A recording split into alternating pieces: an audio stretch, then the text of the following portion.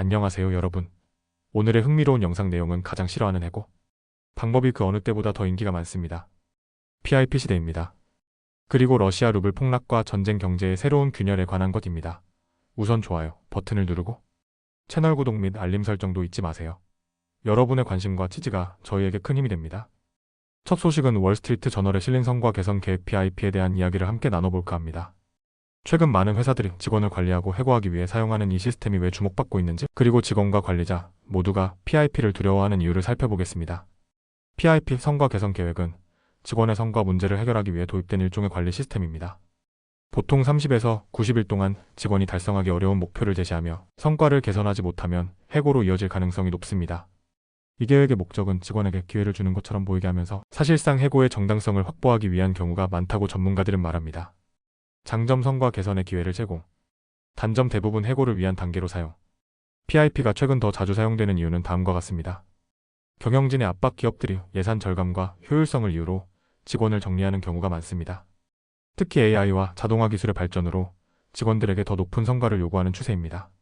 코로나19 팬데믹의 여파 팬데믹 동안 완화된 성과 평가 기준이 이후 다시 엄격해지며 직원들이 새로운 기준에 적응하지 못하는 경우가 증가했습니다. 경제 불확실성, 지정학적 긴장과 경제 변화로 인해 기업들은 전략을 빠르게 전환하며 인력을 정리하고 있습니다. 많은 전문가들과 직원들은 PIP가 다음과 같은 문제를 안고 있다고 지적합니다. 성과 개선 효과 및 대부분의 PIP 대상 직원이 성과를 개선하지 못하고 떠나는 경우가 많습니다. 한 설문에 따르면 PIP에 배치된 직원의 90%가 1년 이내에 회사를 떠났다고 합니다. 법적 보호수단으로 사용. PIP는 회사가 부당해고 소송으로부터 자신을 보호하기 위한 방편으로 사용됩니다. 이는 직원을 지원하는 것이 아닌 회사를 보호하려는 목적이 강합니다. 직원 신뢰의 단절. PIP는 직원과 회사 간의 신뢰를 깨뜨리며 직원들이 더 이상 회사에 헌신하지 않게 만듭니다. PIP에 배치된 직원들은 다양한 전략을 사용해 생존하거나 새로운 기회를 찾습니다. 휴가 신청, 가족 및 의료 휴가법 FMLA를 이용해 PIP 기간을 연장하며 새로운 직장을 찾는 시간을 확보. 적극적인 대응. 상사가 제시한 문제에 대해 세부적인 계획을 작성하고 이를 통해 자신이 성과를 개선할 방법을 명확히 설명.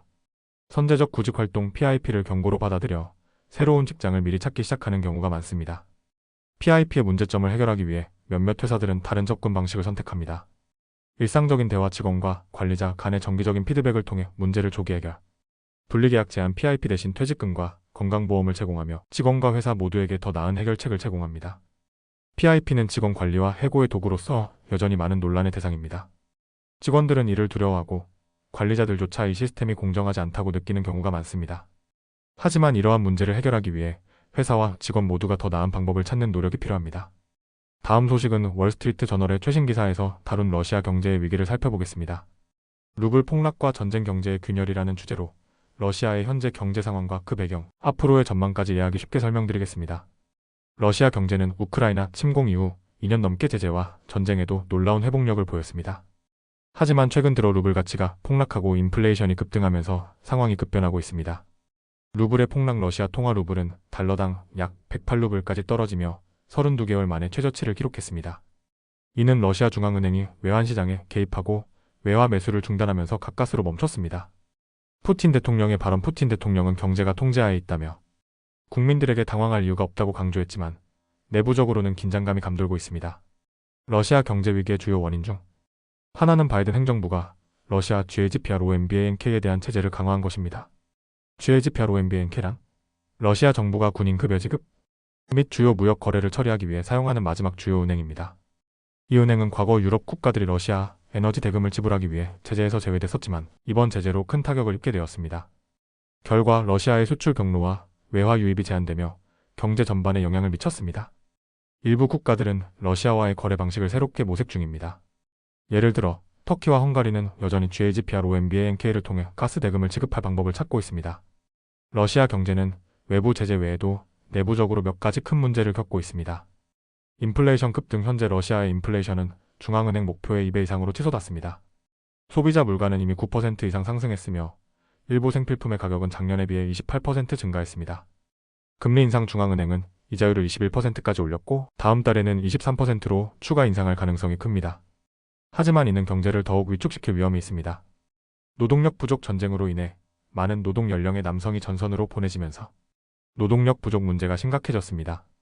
러시아 정부는 경제 전반을 전쟁 노력에 맞춰 재편했습니다.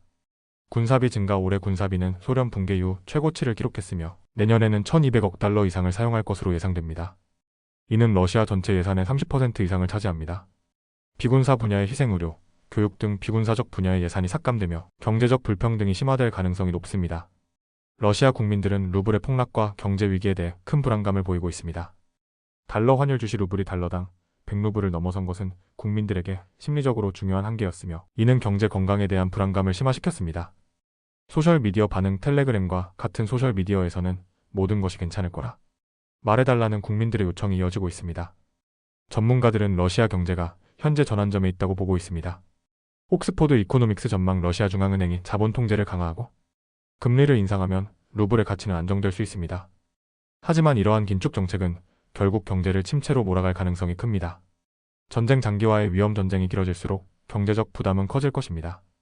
비군사 분야의 위축은 사회적 불만을 키우고 전쟁 지속 가능성을 약화시킬 수 있습니다. 러시아 경제는 전쟁과 제재 속에서 한계를 드러내고 있습니다. 루블의 폭락과 인플레이션 상승, 군사비, 지출 증가 등은 푸틴 정부와 러시아 국민 모두에게 커다란 도전이 되고 있습니다. 앞으로 이 상황이 어떻게 전개될지 지켜봐야 할 것입니다. 오늘은 여기까지입니다. 다음 영상에서 더 유익하고 흥미로운 내용으로 찾아뵙겠습니다. 이 영상은 투자 의견이 아닙니다. 매우 고맙습니다.